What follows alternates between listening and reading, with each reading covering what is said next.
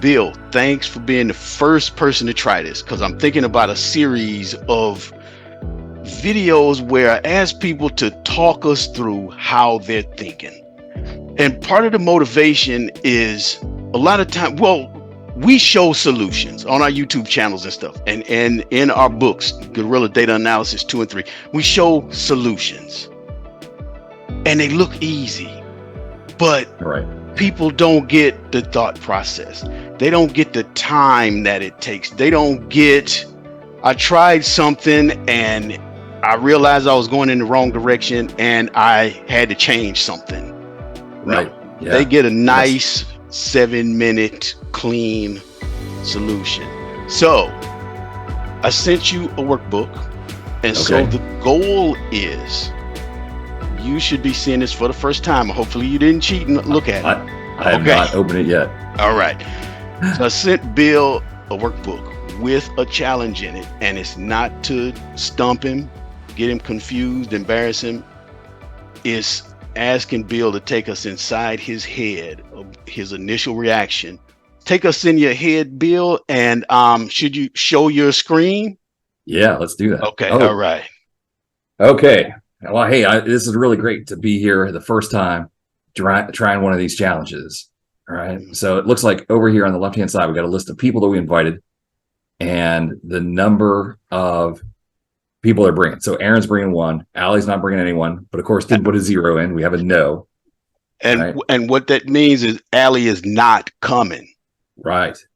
That's right. And Dabney, what's up with Dabney? She just didn't, And over in the box, it shows a blank says not attending. I got you. So if we have a Y or a yes, it's one person with no guess.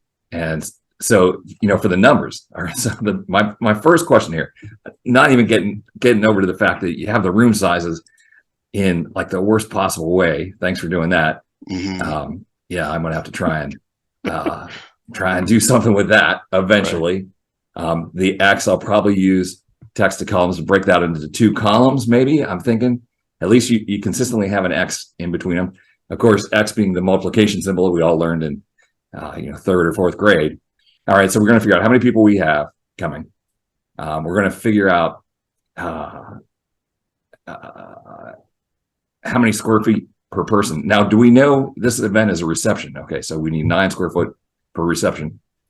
I recognize these numbers. This is the event planning example I've seen before, right? Yeah, where you have people sitting down need more space than people just wandering around at a reception or a cocktail party.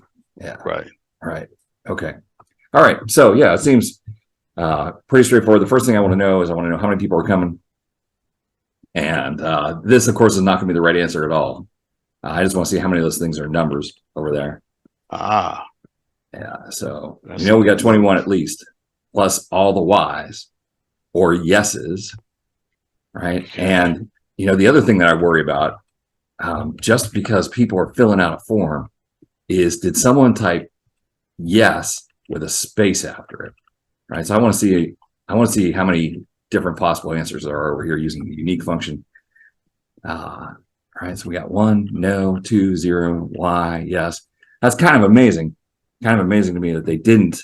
No one typed yes space or right. Yes exclamation point. Mm-hmm. Right. So now that I got this table over here, I'm just going to fill in. That means 1. Oh, sorry about that. Wow. Okay. Little lookup table. I always color the lookup tables just to kind of know that they're sitting over there in the lookup tables. And so now we're going to do this awesome thing here. We're going to XLOOKUP all of these values. Okay. Now, one thing that I'll tell you is that, so Aaron and the 1 that are looking, we see Dorinda and 1. Okay. Yep. So that means Dorinda and 1 guest. So that's plus 2. 1 guest. Yeah. Right. And so that's the weird thing is, so when Ilya puts a Y, that means Ilya is coming by himself. Yeah. And a number is a number of guests. So 0 means, so what happens when they type a 0? There's no 0. See? And that's one thing about unique is that's blank. Yeah, that's right. That is right. And I think XLOOKUP will treat that as a 0. We'll have to test that. All right. So here, so now my table, if they say 3, they're really bringing 4. Right? Okay.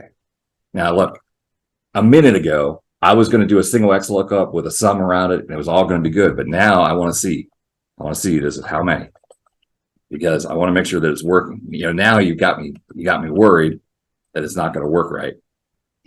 Especially because of that blank cell down there. So we're looking at that range. I press F4 to put the dollar signs in. And then over here, we're looking at this range. F4 to put the dollar signs in. It's going to be an exact match, so we can just stop right there. Because I have the unique function. There should be no situations where we don't have a match, except for that one right there. So the blanks. All right. Yeah, good. Well, that's great that the XLOOKUP has the if not found, and I can see those. I can eyeball those, see that those are blanks. And so if not found, I'm going to put a 0 in there. That'll come back to bite me someday on some other event. But hopefully I won't work at this company anymore then. And my replacement will have to deal with that one. All right. So there we go. We got the true number of people now. And check this out. I love this. I love this little trick. When you're in edit mode down here, you got that blue box.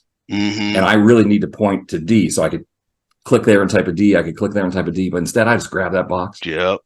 And drag it over. Right. Bam. Just slide it. Whoo. Slide it. That's a great term for that. Just slide that box over. That is beautiful. Wow. All right. So that's the number of people. That's the number of people. I'm copying that down. Head people. And then because we have a reception, and that's just here in the middle of a text box. I'm not doing anything fancy with that. I'm just putting square foot per person 9, and then equal product. Product function seems like such a waste. Like why do that when I could just do 44 times 9? Okay. But it's fun to use the product function. So I need 396 square feet, right? And these are the rooms we got now. So anything that comes out to less than 396 square feet won't be enough. But if it's something that's 3,000 feet, it's going to be too much. Right. Too much. So breaking this data out. Yeah. I just the other day, this is so funny. I'm not going to go down this path, but I just learned the other day that it won't work. We have an amazing function called the INDIRECT function.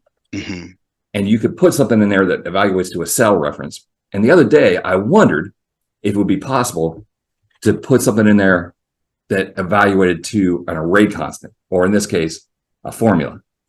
Right. And so I know now that this is not going to work, but I swear the other day I was trying this, thinking it'd be really clever. In VBA, there's a function called evaluate. Wouldn't it be just be cool as heck if I could change that X to a multiplication symbol and then have indirect, do it. But no, indirect doesn't do that. It feels like a function that we kind of need, But, yeah, right.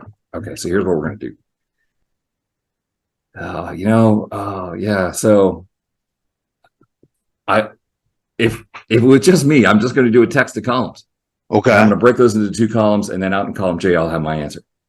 But because I'm the first guest on your how you going to do that in Excel, I almost feel like I just should do something fancier here. Breaking it out with the left and the right. Finding the X. But I'm just. I guess the big question is this a one-time thing, or is this something that's going to have to be repeatable? One time. For me, one time. Then all right, here's what we're going to do. We're going to do delimited by the X, lowercase x right there. So we see the first item, the second item. Click next. General format is going to be great for those. And what we get is the 2 measurements, and then this times that. And you'll notice, check this out. People always say to me, why did you put equal plus? Hey, I didn't put equal plus. I got a numeric keypad on the right side of my keyboard over here. And that big plus is just begging for me to press that big plus sign. And then I use the arrow keys. So plus left, plus, or, multiply is on the numeric keypad, right? So I don't put that equal sign in there. It's Excel that puts that equal sign in there. But it's a fast way to do that formula. All right. So here we are. Good. Now we're looking for the, so this is length, width, area. Let's call it square feet. We're looking for the thing that's going to be larger than 396. Oh, there's a couple, but not too big here. And I'm going to Yeah, I'm just going to go A to Z. And right there, it looks like 432, the Triton room, or the, wow, I don't even know how to pronounce that one. I'm not going to sell this one because I can't pronounce it. Oh, Right? So, Ganymede. Ganymede. Ganymede. You're the space guy. Okay. That's one of the moons. Okay. All right. Ganymede. Is it really? Oh, Yeah. shoot. Yeah, Yeah. right there. Yeah. So, hey, sir, the Triton. Well, would be Triton.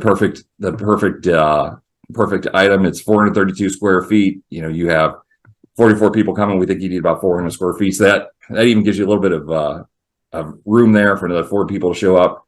Because Yeah. you know, I know that Dabney didn't respond, but I've seen Dabney do this before. You know, she doesn't say she's coming, then all of a sudden she shows up with 3 guests. So you know that'll let us handle.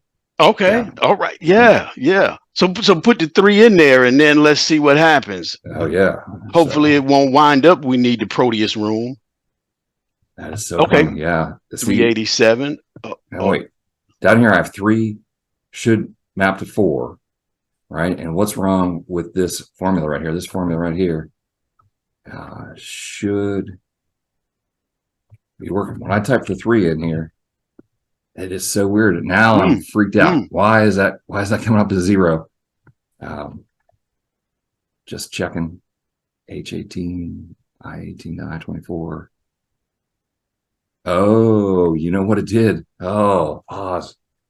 Holy smokes. What a horrible thing. And when this goes live, right? I want to know who saw the problem first. Like who said, Bill, you're going to be in big trouble with what you did. Because what I did down here is the unique function is live, right? And that unique function, if I type something, a 3 in row 7, that's going to change these answers right here. And so my critical error long ago, like back in the first minute, was I needed to take this, I needed to convert those formulas to values. So I'm right-clicking, dragging back, copy here as values only. Right? Oh, okay. Okay. Now, it's funny. I noticed that they put that H18 hash in there, like they were treating it as a array formula, which it is. And it didn't even strike me that was going to be a problem to come back and bite me down the road. But here we are. So we're going to fix this. And we still need to do, if nothing is found, a 0. Right. And so now Dabney has 3. And we now need 432 square feet. And Triton is still just fine. But we're going to be in trouble if that number changes. Yeah. All right. Now here's the interesting thing, right? So that's the right answer. But now that I've gone through this process, I think I would change a lot of things on if I had to do that. If this was my job and I was going to do this all the time, I would change a lot of things, because right now, if someone came along and said that they were bringing 4 people, you know, and what's her problem that she thinks that she can bring 4 people to our party? But okay. Yeah, right. Like this isn't flexible enough right now. Right. And, so it would have been and then that turned then when you turned it to 4, then I got a 0 because the got a 0. Yeah. But go ahead. You explaining a problem. Yeah, I completely hate the method I used here now. Right. So I'm actually gonna let's just change this. Let's just say we're gonna take the number that's to the left of us plus 1, and that's gonna give us a lot of errors. Because of course you can't add 1 to a no. We get a bunch of value errors. And I'm gonna say if error, if that ends up being an error, then we're gonna go do an XLOOKUP of that item here, F4, comma, F4. And I'm not going to use the if NA. If something is coming back as an NA, I want to see that NA. All right, so now we're handling 2 different things. If there's a number over there,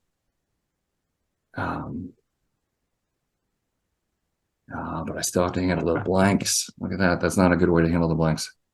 You know, this is so funny. I don't have a good way to test for blanks.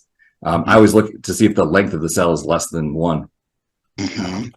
Right? Because, well, we'll have to ask ChatGPT this. If there's an is blank function that will actually work. Let's do a test here to see how it is blank does. Oh, it does. It does. All right, good.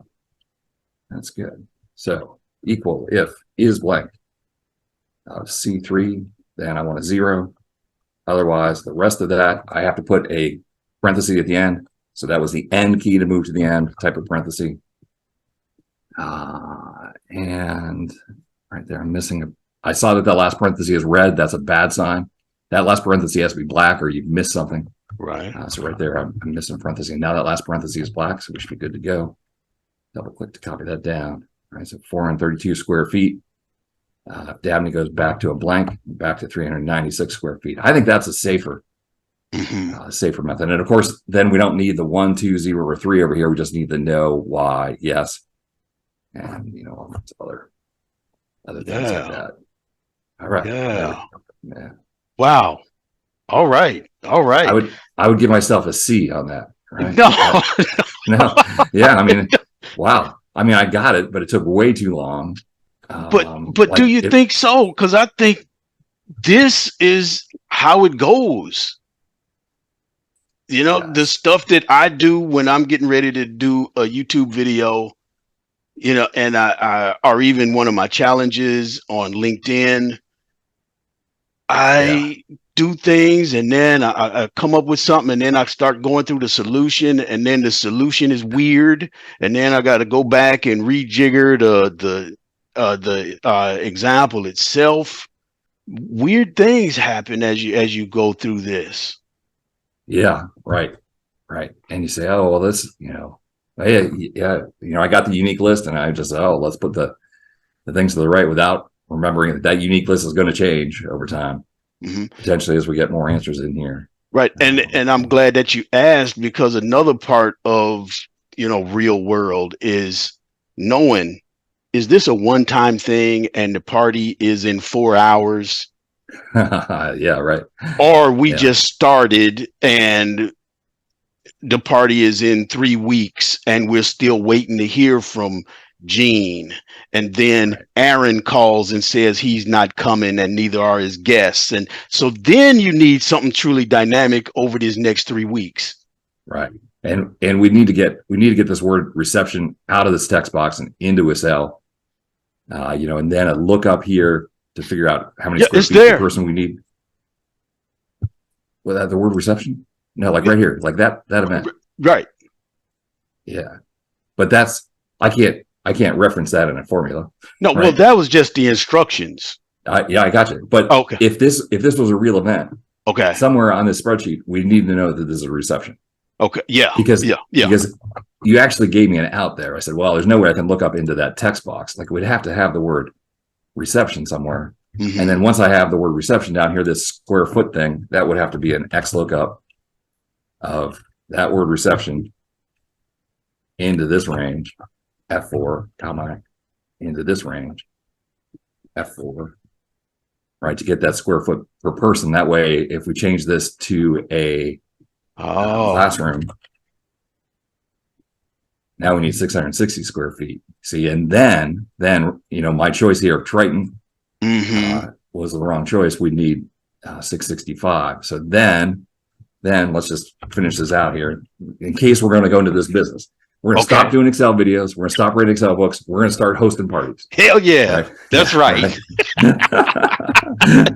So I need to find that 660 in this range here, that range there, press F4. And I want to return the room name. Yep, right back here. We'll press F4. And then I always forget where these are. So I got to look down here in the tooltip. If not found, that's not going to be at the match mode. I want the exact match or the next larger item. So 1 there.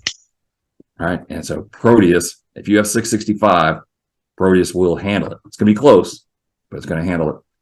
And so that'll return the right value. Now, hey, let's do one more. Let's just show off now. Okay. Let's show off.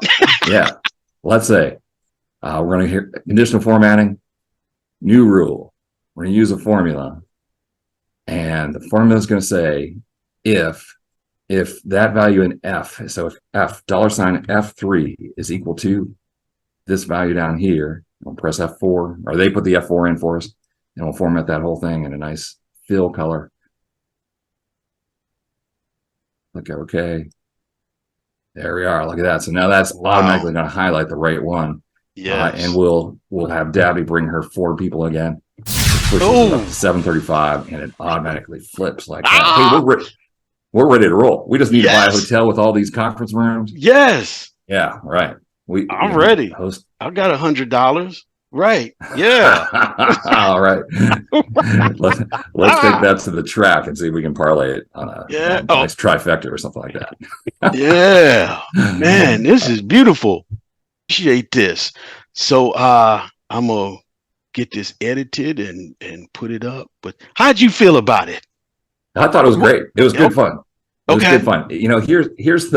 Here's the analogy I want to do. And I know that you and I have both seen the Financial Modeling World Cup and the people who are competing in that, right? Because we've been the host. We were the host on the championships on ESPN last year. And I feel like that is, choose your league. That's English Premier League soccer. That's the NFL. That's Major League Baseball, whatever, or the NBA. Mm-hmm. And what you just saw here today is basically the equivalent of the Little League World Series. It just shows that's why you and I are smart enough to be the hosts, not competing against those folks. Because if we would have thrown this, at Leon Garish or Dear Mid Early, it would have been done in 30 seconds, and they're on to the next task. So keyboard shortcuts, yawning, drinking pop, yeah. But right. It's so. But I like you bring up sports, and now this was a Little League challenge. But one thing that I've always been curious about is athletes and how they think, what they see. And listening to a defensive lineman saying that early in the game, he's not necessarily going after sacking the quarterback. He is mentally trying to wear down the guy across the line from him. Yeah. So that's kind of what I wanted to get at with this is, take some, defensive linemen and say, okay, so what are you seeing? What are you thinking right now? And the other thing that I really love about this challenge was I got to see the spreadsheet. How many times do you get someone who sends you a question, right, without the spreadsheet, right? And they have something with 10 different elements in it, and they try and simplify because they think they've solved 7 of them themselves. Right? So they just tell you about this little corner over here. I just got to solve this one little corner over here, and they don't paint a good picture of what they're trying to do, and it arrives, and I'm like, oh yeah, okay, it probably looks like this. That's where I get in trouble. Oh, it probably looks like this.